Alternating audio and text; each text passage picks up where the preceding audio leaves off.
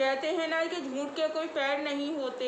और ये जो ये कहती हैं कि अय्यूब शेख बहुत बुरा इंसान है और मैं अय्यूब शेख के साथ रिश्ता रखना चाहती थी, मैं इस रिश्ते को कभी तोड़ना नहीं चाहती थी और फिर मैं इन सारी बातों पर मट्टी डालना चाहती थी। मैंने अय्यूब शेख का बुढ़ापा भी सिक्योर करने की कोशिश की थी और अगर ये हमारे साथ रहते, अगर ये हमारे घर रहते तो शायद इनको उठकर एक गिलास पानी लेने की भी ज़रूरत नहीं पड़ती।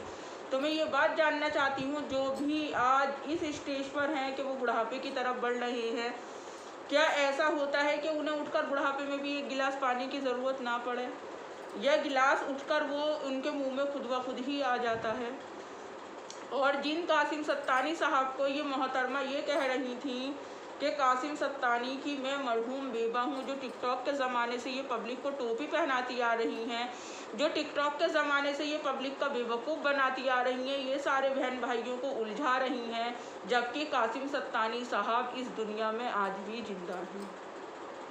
अगर इनके पास उनका डेथ सर्टिफिकेट होता तो ये उसको अपने गले में डाल लेती। जो एक सोने की चलती फिरती दुकान बनी फिरती हैं, जी मैं मैडम जी की ही बात कर रही हूँ, जो चलती फिरती दुकान बनी फिरती हैं, जो अपने आप को ये कहती हैं कि मैंने ज़िंदगी में कभी झूठ नहीं बोला, मैंने ज़िंदगी में कभी झूठ नहीं बोला। तो आज मैं अपने उन सब भाई बहनों के साथ यही बात शेयर करना चाहती हूँ कि कासिम सत्तानी साहब के ज़िंदा होने में और अय्यूब शेख साहब को फंसाकर शादी करने में और उस शादी को करने के बाद इनका उनके साथ ना रहने का क्या मकसद था, ये क्या चीज़ अय्यूब शेख साहब से चाहती थी और ये सत्तानी नाम न हटाने से के पीछे इनके कितना बड़ा राज है।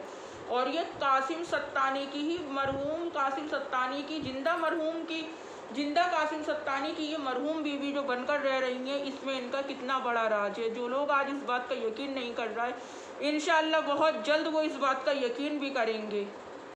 अस्सलामुअलैकुम वरहमतुल्लाहि वबरकातुहू। मैं हूँ आपकी मेज़बान नाजिश खान और आप देख रहे हैं आपका अपना चैनल नूर रिएक्शन ब्लॉग। जैसे कि आज तक का सवाल है कि मैडम जी ने अपना एक ही गीता गाया है, मैं झूठ नहीं बोलती, मैं झूठ नहीं बोलती, मैं हमेशा खरी बात करती हूँ और मैं हमेशा खरी ज़बान से खरी ही बात करती हूँ। तो मैं ये बात इनसे जानना चाहती हूँ कि कौन सी ऐसी खरी ज़बान थी कि जिंदा शौहर के होते हुए अपने शौहर को मरहूम बता दो, जिंदा शौहर के होते हुए उसकी बेवा होने का ढोंग रचा दो, जिंदा शौहर के होते हुए एक पराए मर्द से एक पराए शौहर के साथ आप शरा करके आप शरे जैसे रिश्ते को भी तार तार कर दो।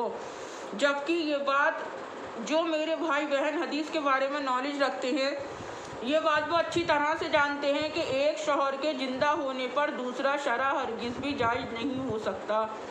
जो हमें ये कहते हैं कि हमें शर्म नहीं आती, जो ये सवाल करते हैं कि हम झूठ बोलते हैं, तो एक दिन बहुत जल्द वो वक्त अनकरीब है कि आपको भी ये बात पता चलेगी कि झूठा कौन था और सच्चा कौन था। क्योंकि देखिए, एक शौहर को तो इन्होंने मुर्दा बता दिया और दूसरे ज़िंदा शौहर को इन्होंने बिल्कुल सोशल मीडिया पर लाकर जला दिया। कितनी ज़िल्लत करी, कितनी रुसवाई करी, जबकि इनकी शादी का सच मैं बताती हूँ। क्योंकि कासिम सत्तानी साहब इस दुनिया में ज़िंदा होने के बावजूद, क्योंकि सन 2018 में फरवरी तक वो इस दुनिया में हयात थे। अक्टूबर में इनका निकाह अय्यूब शेख साहब के साथ हुआ।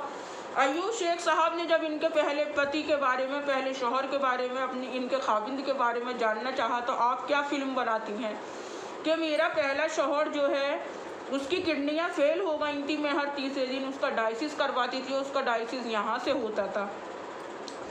और जब उनकी ज़्यादा हालत बिगड़ी तो वो अपनी फैमिली के साथ चले गए। तो यहाँ पर इनका इनसे सवाल है मेरा कि बेशक आप उनकी दूसरी ही बीवी थी, आपका उनके साथ शरा हुआ था, 2 बच्चे जो आप दम भरती हैं कि वो कासिम सत्तानी साहब की हैं, जिनकी कभी आप टी शर्ट उतार कर दिखाती हैं, जिनका कभी आप कुर्ता उतार कर दिखाती हैं, जिनकी आप कभी सैंडो बनियान उतार कर दिखाती हैं, उनके बालों से कासिम सत्तानी साहब के बॉडी के बालों से आप मैच कराती हैं। क्योंकि अब अदालत को किसी डीएनए की ज़रूरत तो रही नहीं, क्योंकि डीएनए करवाने का कोई फ़ायदा नहीं है, सिर्फ बाल दिखाओ और बच्चे को बच्चे के बाप से मिलाओ।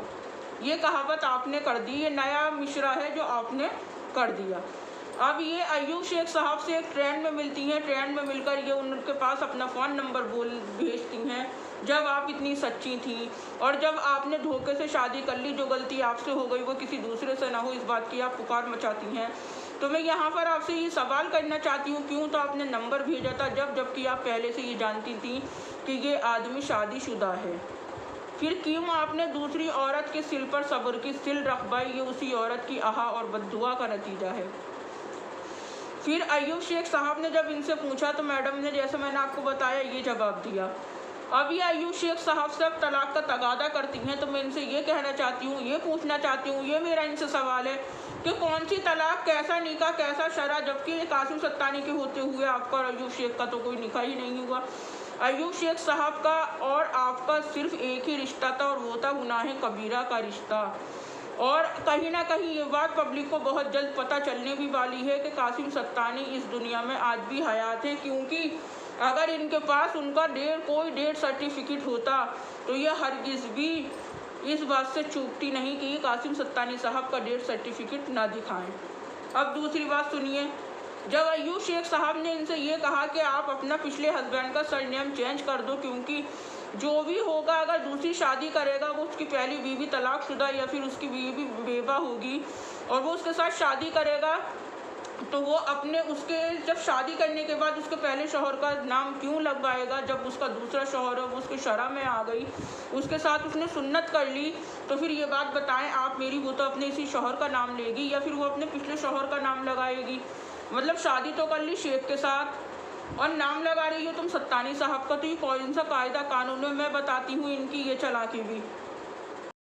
आज तक कासिम सत्तानी साहब का नाम जो इन्होंने अपने नाम के साथ नहीं हटाया, तो उसकी एक बहुत बड़ी वजह ये है कि ये कहीं ना कहीं, मतलब पहले तो उस औरत से इन्होंने उसका शौहर छीना, उन बच्चों से बाप का साया छीना, अब ये कहीं ना कहीं जो उनकी प्रॉपर्टी है, अगर ये सत्तानी नाम हटा लेंगी तो फिर ये दुनिया में कैसे जाहिर होगा कि ये कासिम सत्तानी की बेवा हैं, और जबकि कासिम सत्तानी साहब इस दुनिया में हयात हैं।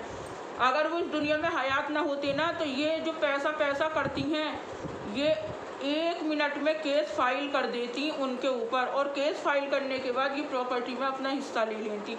हाँ बेशक ये जा रही थी, ये फेक डॉक्यूमेंट्स बनवाने के लिए जा रही थी, पर इतने में ही इनका और अय्यूब शेख साहब का जो है वो छुट्टा छेड़ा होने लगा।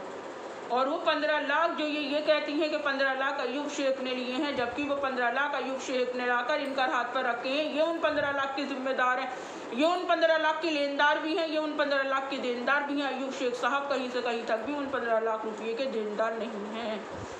नाटक करने बैठ जाती हो, इस उम्र में आकर पार्लरों के धक्के काट रही हो, जबकि ये उम्र तो आपकी नमाज कुरान करने की है, तिलावत से अपने चेहरे पर नूर लाने की है। जहाँ पर दुनिया में अपने चेहरे को टाइट करने के बाद अल्लाह रब्बुल इज़्ज़त के घर का सोचा है कि वहाँ पर आपका क्या होगा, क्या जवाब देना है और क्या हिसाब करना है। और देखिए ये बात है कि कासिम सत्तानी जिंदा हैं, बहुत जल्द आने वाली है, और ये अपने मुंह की भी बहुत जल्द खाने वाली है, क्योंकि आज तक तो ये यही कहती अपने कोई गुनाह कबूल करती नहीं है। पर इंशाअल्लाह एक टाइम वो आने वाला है कि जितने भी कांड इन्होंने किए हैं, वो कहते हैं नहीं रोज़े महशर में जिस्म का हर एक हिस्सा बोलेगा, दुनिया में वो सारे ही सबूत इनकी जो भी अच्छाइयाँ इन्होंने की हैं वो सब गवाही देंगे इंशाअल्लाह। सम्मो सिस्टर की कोशिश जारी है। आपको जब तक जितना झूठ बोलना है मैडम जी आप इतना झूठ बोल लें, जो बात आपको कहनी है आप वो बात कह लें। अपने शौहर की झूठी रिकॉर्डिंग सुनाकर आप पब्लिक को ये जाहिर करती हो कि आपका शौहर इतना बदतमीज़ है। कैसी बीवी हो, आपने खाविंद और शौहर के रिश्ते को तार कर दिया, आपने खाविंद और बीवी के रिश्ते की पासदारी नहीं रखी, और आप अपनी ज़बान के आगे किसी का कोई मोल ही नहीं रख रहे कि आपने फजीता करा कि मेरा बेटा तरावी के नाम पर पब में जाता है, मेरा बेटा कॉल घरों से मिलता है, और मेरा बेटा क्या काम करता है, मेरा बेटा मेरे हर एक गुनाह में बराबर का शरीक है। जबकि माँ को एक क्लासरूम माना जाता है, जो परवरिश देती है बच्चे को माँ देती है, अच्छी या फिर बुरी। और देखिए मैंने पहले भी कहा था, मैं आज भी कह रही हूँ, अल्लाह रब्बुल इज़्ज़त हमें आप जैसी नेक औलाद नहीं दे, हमें ऐसी औलाद दे जो दूसरों की लड़कियों की ज़िंदगियों से खिलवाड़ ना करें, जो दूसरे की लड़कियों को गलत रास्ते पर ना लेके जाएं, जो दूसरे की लड़कियों को गलत जगह नहीं बैठा कर आएँ। हमें अल्लाह रब्बुल इज़्ज़त ऐसी औलाद दे कि 2 वक्त की रोटी दे, पर वो हमें इज़्ज़त की रोटी दे। हमारी औलाद हमें हम अपनी औलाद को हराम का निवाला नहीं खिलाएं, हमारी औलाद हमें हराम का निवाला नहीं खिलाए। अब मैं अपनी वीडियो का यहीं एंड करती हूँ। जिसे पसंद आए वो लाइक कर सकता है, जिसे पसंद नहीं आता है वो डिसलाइक कर सकता है। और चैनल को सब्सक्राइब करना नहीं भूलें। और नेक्स्ट वीडियो में आपसे फिर मुलाकात होगी, तब तक के लिए अल्लाह हाफिज़। और मेरे हेटर्स भाइयों और बहनों, आपको भी अल्लाह हाफिज़।